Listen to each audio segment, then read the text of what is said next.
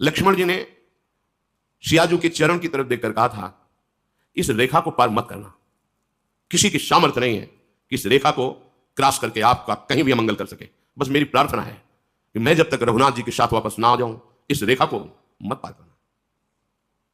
अब रेखा से पार कराने वाला भी साधारण बुद्धि नहीं रखता, वो भी माया से प्रभावित, बड़ी प्रवीणता में माया अपना काम कराती है।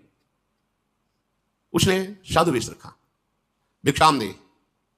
अवतिथि धर्म लागू होता है, कुटिया में है, फल मूल रखे हुए, संत कह रहा है भिक्षाम दे, अंबा है जगत की, करुणामयी है, फल लिया, लो।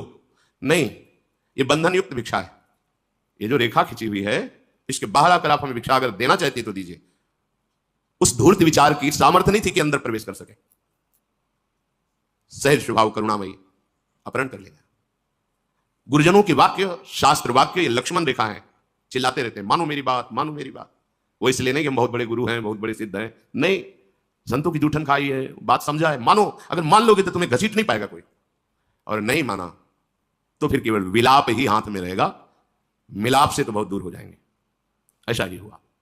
सर्वसमर्थ प्रभु के होते हुए भी उस रेखा, वो प्रभु में ही रेखा थी, भस्म हो जाता। ताकत नहीं थी रावण की कि अंदर कदम रख सके, भस्म हो जाता। ऐसे ही गुरु वचनों पर चल भस्म हो जाएगी माया, तुम्हें छू नहीं सकती, फिर आप रेखा पार कर देते हैं। यह दृढ़ निष्ठा होनी चाहिए कि अगर गुरु ने रेखा खींच दी, वचन बोल दिया है, तो भगवान भी कहेंगे तो जब तक गुरु आज्ञा नहीं करेंगे हम ये बात उनका अनादर करके उल्लंघन नहीं करेंगे। जीत गए। जहां हम मनमानी आचरण करते हैं, आज्ञा उल्लंघन करते हैं, निश्चित समझ लो आप में सामर्थ्य नहीं कि एक कदम परमार्थ चल सके। ये परमार्थ है। हम कितना भी नीचे उतर करके आपको उठाना चाहें, आप नहीं उठ पाएंगे। आपका हृदय जहां अवहेलना की, वैसे विरुद्ध आचरणों में युक्त हो जाएगा। हमारी पकड़, हमारी दृष्टि बहुत दूर हो जाएगी आपसे, पास रहते हुए भी। इसलिए प्रार्थना है, आप अभागी नहीं हो, आप भाग्यवानों की पंक्ति में हो। जिन भोगों को संसार के भ्रमित जीव भोग कर गर्व कर रहे हैं, उन भोगों से प्रभु ने तुम्हें बचा लिया है। अब उनकी तरफ मत झांको। हृदय में विश्वास करो तो इसी जन्म में हमारा काम बन जाएगा। नहीं, जन्मना मरना या विनाशी शरीर नहीं।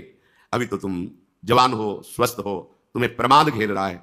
आगे आगे ऐसे भयानक रोग होंगे तुम्हारे शरीर में, ऐसी भयानक परिस्थितियां आएंगी, जीना मुश्किल हो जाएगा। अगर भगवत आश्रय लिए है तो कोहरे जैसा एक क्षण में वायु आएगी, हट गया कोहरा, फिर निर्मल। अपना सर्वनाश करने से आप अपने आप को बचा लीजिए। कोई दूसरा तुम्हें नहीं बचा सकता। तुम बच तभी सकते हो जब आप वचन का पालन करो।